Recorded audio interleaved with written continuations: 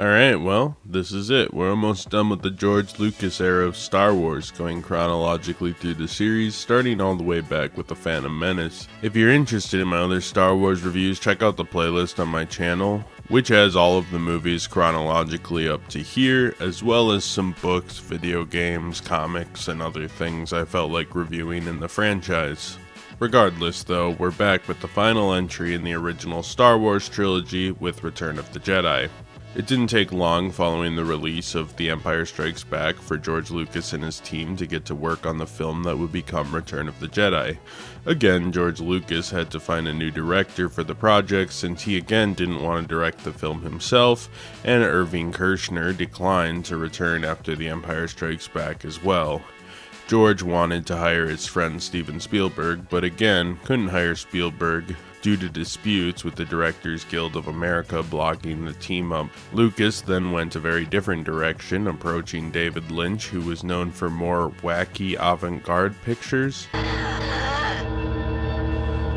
you are sick. But Lynch had no interest in going that commercial, despite later doing a commercial attempt around this time with his version of Dune. By milking this smooth little cat's body, you receive your antidote. Which he might have done in part because he had more creative control over the project, and that project also would ultimately become a famous failure. Lucas then went to cult horror director David Cronenberg, but he also declined since he likes to write his own material, despite him being experienced in effects pictures in the horror genre, which might have actually made him a decent fit for Star Wars. Eventually, he landed on Richard Marquand, who had only directed a few obscure films previously and wouldn't really do much after Return of the Jedi, dying just 4 years after this film's release. The script was again penned by Lawrence Kasdan and George Lucas with some help from 12 Monkeys and Blade Runner scribe David Peoples, who wasn't credited for his work on the project. The original title was Return of the Jedi, though this was quickly changed to Revenge of the Jedi.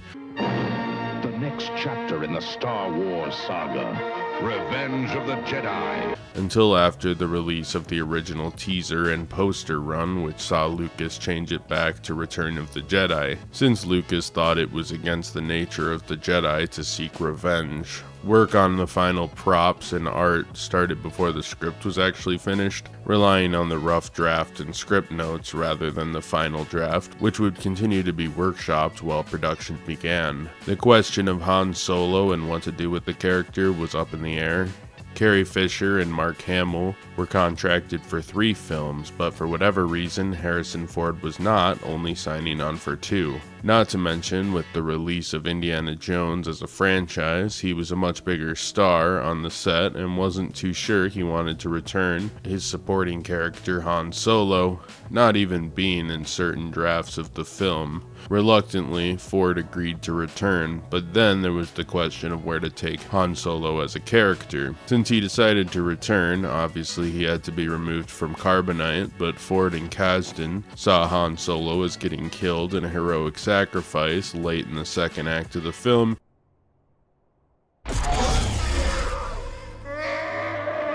which would drive the characters to save the universe further than they would have, and also add some tension since it would cause the audience to wonder if anyone else on the Falcon cast would also die by the end of the film. Eventually, this idea would be cut by Lucas, likely due to how this would affect Han Solo merchandising, but this version of the script would see Leia taking over the task of running the New Republic and Luke wandering off into the sunset, a la The Man with No Name or Shoguns from Akira Kurosawa films. At points, it was considered that Luke wouldn't return to Dagobah to see Yoda, but again this was added back in. At another point, rather than meeting with the Ewoks, the army that rised up against the Empire was going to be the Wookiees. Finally, Obi-Wan, Yoda, and Anakin were all set to come back to life, but thankfully the writers realized this idea would have been frankly pretty weird and dumb, and would have undercut the drama of the film's ending. The film would look at a number of actors to be cast in the role of the Emperor before landing on Ian McKellen. Likewise, a couple of early actors were considered for Vader before Sebastian Shaw was casted. These actors were all pretty old that were considered to play Anakin, which was interesting given the fact that they went young with Anakin in the prequels, making Anakin not an 80-year-old man based on the timeline at the time of his death, but that's what the crew pictured back then, I suppose. As Lucasfilm was non-union, it was more expensive to get shooting locations and such, but Lucas still wanted the film to be shot on a lower budget and much quicker, which caused some problems with the actual production, being shot with 6 less planned weeks than Empire Strikes Back. Richard Marquand was also a hard-to-handle personality, with him struggling with both Anthony Daniels and Carrie Fisher causing issues with the production. Lucas was unsatisfied with test screenings from a sound perspective, which led him to starting another company, THX, to help handle the sound and create what he wanted to hear when in the movie theater, leaving even more in his control. The effects work also had trouble as ILM was stretched too thin. Ultimately, Return of the Jedi was a very fast-paced production with a lot of behind-the-scenes issues, but the film was completed in time for release on May 25th, 1983, exactly 6 years after the release of the original Star Wars film. Return of the Jedi takes place 4 ABY, around 1 year after the events of The Empire Strikes Back, with Luke Skywalker returning, now a full-fledged Jedi Knight, on a mission with the Falcon crew to save Han Solo from the grasps of Jabba the Hutt, who's had him on his wall, imprisoned in carbonite since the end of the last film. After freeing Han in a fight with the Rancor, Han, Luke, and Chewie face execution with Leia, Jabba's newest slave woman, kitted out in a full metal bikini. At the last moment, the gang manage an escape, with Leia killing Jabba, Lando still in disguise helping the others, and Luke getting his lightsaber back and killing Boba Fett in the process. The crew managed to break off and make it to safety, with Luke heading to Dagobah to meet Yoda, and the rest of the group cutting off to meet back with the Rebel Alliance. Luke meets Yoda, who's dying, but confirms to him that his father is in fact Darth Vader, and that Vader was being truthful when he said that. Yoda passes away, but before Luke can leave, a Force Ghost premonition of Obi-Wan shows up again to tell Luke another truth, that being that Leia's his sister, and that he must defeat Vader once and for all to finally restore peace to the galaxy. Leia's my sister. Your insight serves you well. Meanwhile, Leia, Han, and the rest of the rebels learn of the Empire's under-construction second Death Star, which if completed would spell an end to the entire Rebel Alliance, with the station having a shield generator that is hidden away on the moon of Endor. Luke rendezvous with the crew and ends up on Endor to attempt to foil the Empire and lower the shield, with the rebels' hope of mounting an attack that can destroy the second attempt at the Death Star. They meet the Ewoks, who briefly want to eat them before realizing they're cool, before the rebels and Ewoks mount a ground assault on the shield so the rest of the rebels can move in for the impending space battle. Luke tells Leia he is her brother, which she acknowledges, realizing the truth in that moment, and also telling her he must face Vader to try to turn him back to the side of good and end the Emperor's reign once and for all. Han and Leia led the assault on the shield generator and managed to destroy it, but they were too slow, with the Emperor easily dispatching a rebel ship. Han and Leia managed to destroy the shield, and Lando gets inside the Death Star, landing a critical hit and flying out to safety just in time. Luke, meanwhile, confronts the Emperor and Vader, and eventually Vader comes to his senses and kills his master, with Luke succeeding in bringing Vader back to the side of light in his dying moments. Vader returns to Anakin and asks Luke to take his mask off so the pair can see each other as they truly are. No, you're coming with me. I'll not leave you here. I've got to save you. You already have. Luke escapes the Death Star and Vader gets burned up, and the galaxy is finally freed from the tyranny of the Empire. Even Anakin, Obi-Wan, and Yoda get in on the celebration as Force Ghosts. Unlike the last film, no major characters were added to the Falcon crew the same way Lando Calrissian was added in the previous film. Luke Skywalker spends much of the film with the Falcon crew, unlike the previous film, but still has a few little side quests. Since we last saw Luke, he's gone on to build his own own lightsaber and complete his training to become a Jedi, or at least as much of a Jedi as he can possibly be, given the fact that the Order has been extinct for a number of years now. He has become more calm and faces the challenge of finally battling his father to attempt to bring him back to the light. Luke does not want to kill Vader, but does everything in his power to bring his father back, even throwing down his saber when confronting him and the Emperor in a last-ditch effort to attempt to get his father back to the side of the light.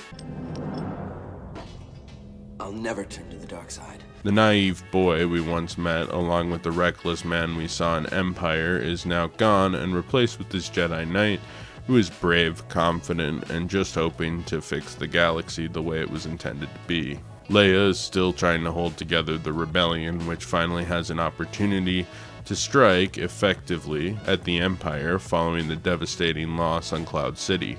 Her feelings for Han has grown, leading her and her friends to do a daring rescue for him. Feelings they finally reciprocate at the end of the film. She also learns that Luke is her twin brother and Vader is also her father, with Leia one day needing to train as a Jedi herself. When Han is free, the pair boldly lead the assault that takes down the Death Star's deflector shields, proving Leia as the strong woman she showed in Empire Strikes Back. Han is revived after nearly a year in his carbonite tomb and comes back to a crime lord trying to kill him and the Empire building another super weapon. Han is with the group more than ever and is grateful to be saved by the crew. At one point, he thinks Leia has fallen for Luke, but learns the pair are brother and sister and realizes that Leia only ever had eyes for him.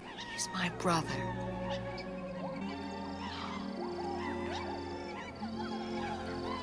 It's sort of a weird scene, but it's also a sweet scene, and I kind of like it. Adds some humanity to both Han and Leia, which is always necessary to add some drama to the story, something I think Star Wars in general these days can sometimes lack. Lando had a big change over the last year, using his intelligence to become a full general in the rebellion and working with Luke and Leia to save Han, who he indirectly got captured by the crime lord Jabba the Hutt at the end of the last film. Lando gets back in the pilot seat of the Falcon to destroy the Death Star, with him ultimately doing just that and kind of redeeming himself as a character and proving that he's an important aspect to the Alliance and anybody can kind of change their ways and become a hero, a la Han Solo as well. The Emperor has his first full appearance here and has been running the Empire with an iron fist, demanding more fear than Vader and trying to convince Luke to join at his side in lieu of Vader. What the Emperor didn't count on was Luke's plan not to kill his father, but to save him and bring him back to the right path, which would ultimately lead to the Emperor's demise. Darth Vader has been the main villain of this whole saga so far, demanding fear from the rebels and the audience and being ruthless beyond comparison. However, Luke, sensing his father could be saved and knowing his history as a noble Jedi, risks his life to save him, a move that no one else really tried apparently. When Darth Vader finally becomes Anakin Skywalker again, he can't really repent for what he did, but he does kill the Emperor, retroactively fulfilling the prophecy that was set up in the prequels but isn't around here, and bringing balance to the Force. It's a good moment and it's a nice end to the story of Anakin Skywalker. This might perhaps be one of the things that kind of was improved by the prequels, adding the prophecy and this and that, because it kind of comes less out of left field than just a couple of sly mentions throughout the trilogy, but it works really well here anyways. This film definitely has more of a whimsical feel than the previous film, with more of a run-and-gun adventure film style that ends up on a high-note thesis that anyone can kind of repent, so to speak, and do the right thing. It's never too late to do good and redeem yourself. The film in general lacks a lot of the darker moments of its predecessor, choosing to be more fun, with the exception of the Death Star throne and stuff, which still has a tinge of darkness to it. It works pretty well, but definitely lines up better with the first film than Empire, though I think tonally all three are fairly unique from each other. John Williams returned for this film and again created music following the groundwork he set in the first film. again featuring some really solid tracks that guide the audience along the film emotionally. John Williams didn't need to change the standard here, but what he did worked well. What else needs to be said, but it's a continuation of his iconic work he would end up doing on all of his Star Wars films. If I had to name one iconic musical moment though, it would be the dramatic horns that played during the skiff fight.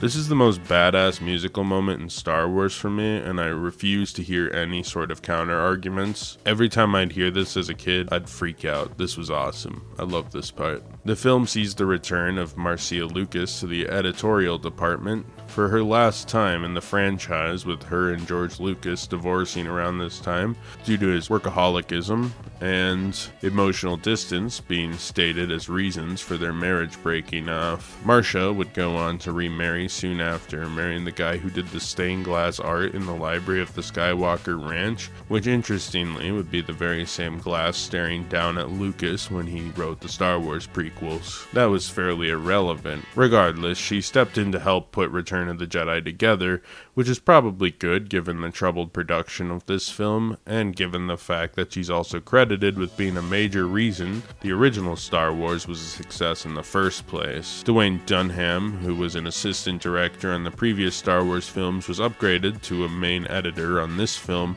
and also worked with Sean Barton, an editor who still works here and there to this day. So, it turned out pretty well. It's edited together fine, and the climax is pretty cool, with the three kind of intertwined stories. Alan Hume shot Return of the Jedi, working for decades and working on all sorts of films, including a number of Roger Moore's James Bond films. The film's cinematography is definitely the weakest of the original trilogy, looking very bright and a bit flatter than its predecessors, though I have to give Alan props for doing a great job during the Death Star throne room, which admittedly looked really good, and there's some really nice looking moments on Jabba's palace. It's not perfect, but it's serviceable and has some great moments mixed in there, so even though it's my least favorite of the trilogy, I still think it's solid. Return of the Jedi has to be the most butchered special edition, with some of the wildest and most controversial changes, and definitely falls into the more tampered with side of the special edition argument. For one, Lucas added the Jedi Rocks song at Jabba's palace over a number performed by the more muted Max Rebo.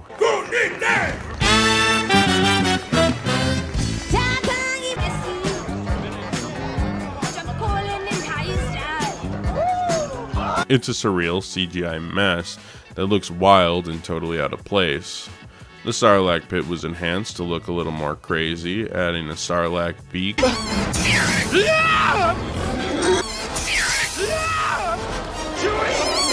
And perhaps one of the more contested changes in the special editions. Prequels star Hayden Christensen replaced Sebastian Shaw for some reason, despite Obi-Wan still being Alec Guinness and Yoda still being his good old puppet version.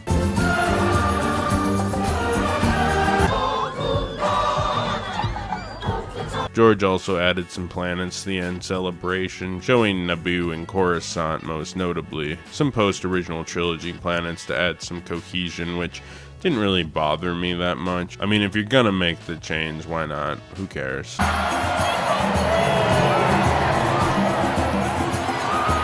Although I do think it's kind of funny that it's so Phantom Menace heavy, since that's when these changes were initially added. Like, this is just the Naboo model from the Phantom Menace and the Coruscant model from the Phantom Menace. He didn't do anything that crazy. I think the most controversial stuff for me has to be the strange addition of the Jedi Rock song, along with replacing Sebastian Shaw as Hayden Christensen. Both are so out of place for me, they're kind of distracting. Hayden Christensen, of course, being young while Obi-Wan is old, and the Jedi Rocks obviously being a strange, more modern ad that doesn't fit at all with the original film due to the CGI looking like early 2000s CGI, which is otherwise absent in the film. Things like the Jedi Rocks and frankly the whole special editions feel like George Lucas was having a midlife crisis or something. It's so weird, also unnecessary. Why couldn't the dude just buy like a motorcycle or something? I think some decent changes were made, but none of it really changes the film enough for the better that it's worth the more egregious decisions. And the fact that he keeps blocking the theatrical cut release is a bit annoying as well, since why can't we just have both? Whatever. We're still buying the films anyways. I've still bought the 4Ks, I bought the Blu-rays, I keep moving up with the movies, so hasn't stopped me. I should put my money where my mouth is, and so should you. To be transparent, this is far and away the worst Star Wars film in the Star Wars trilogy. You can definitely see the beginnings of Lucas transitioning to the prequels more, with an interest in the galaxy beyond the main conflict, along with more interest in the action, and perhaps an even heavier reliance on merchandising than the first two films, which already had a bit of a reliance on that stuff. To be fair, the action set pieces are great throughout, the Rancor fight, the skiff fight, the speeder bikes, the throne room, all being highlights, and though Boba Fett's death is hilariously anticlimactic, the whole of the Jabba stuff, which takes up the opening act of the film, is overall very good. We also finally get to see Jabba and the Emperor, who were teased a couple films before this, with the Emperor being one of the most iconic characters in the series, helped by the fact that this throne room stuff was so iconic and cool. The Alliance will die, as will your friends. We did get a brief cameo from him in Empire Strikes Back, but this is his first full appearance, and he was pretty badass. The film drags a bit during the Ewok segment, and the Ewoks are a tiny bit lame. I don't mind the Ewoks too much, but I definitely always kind of felt the length a little bit. I always felt like they could have perhaps cut off a little bit of the Ewok stuff and been a bit more concise, but that's just me. The finale that cuts between 3 different climaxes was also attempted again during The Phantom Menace, but was done much better here. It's a little disjointed. Seems like a lot of short scenes. It's bold in terms of jerking people around, but I may have gone too far in a few places. A couple other things to note. Despite rumors, this is not Captain Rex, just a coincidence that he looks like Rex from Rebels.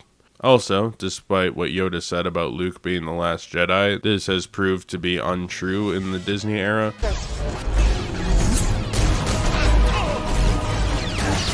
Given the fact that Ahsoka, Ezreal, Cal Kestis, and Baby Yoda were all around during the events of this movie, along with a million other Jedi presumably, I don't really know. This is moderately true about Legends as well.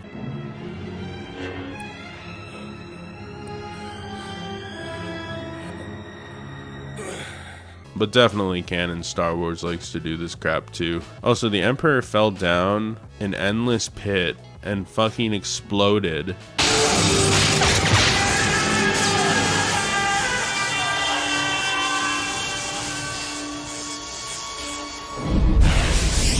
Then the whole Death Star was decimated, and anything not turned into vapor crash landed onto Endor. And the film gives us the explanation of this half-assed return in The Rise of Skywalker. Somehow Palpatine returned. Anyways, that was the story of Star Wars, except for the stuff made up for the comic books, the video games, the role-playing games, and eventually the future feature films when Disney continued the franchise with 2015's Force Awakens. Return of the Jedi costed around $40 million, though reports differ. Regardless of how much it costed, it definitely earned a healthy profit, making $482 million. The film did pretty good critically, landing at an 83% Rotten Tomatoes score, and even at the time, faring pretty well, even if most critics agree it fell a bit short of its predecessors. The film was nominated for 5 Oscars, winning one as a Special Achievement Award for Visual Effects, also winning the Saturn Award for Best Science Fiction Film. And with that, we close the book on the original 6 Star Wars films, but of course we aren't done yet. I'll return to Star Wars in film to look back at Ewok's Caravan of Courage. Yep, we're doing those Ewok movies before we do the sequel trilogy. I'm gonna push those movies off as far as I can, because I'm sure your guys' discourse is gonna be simply wonderful for me to read.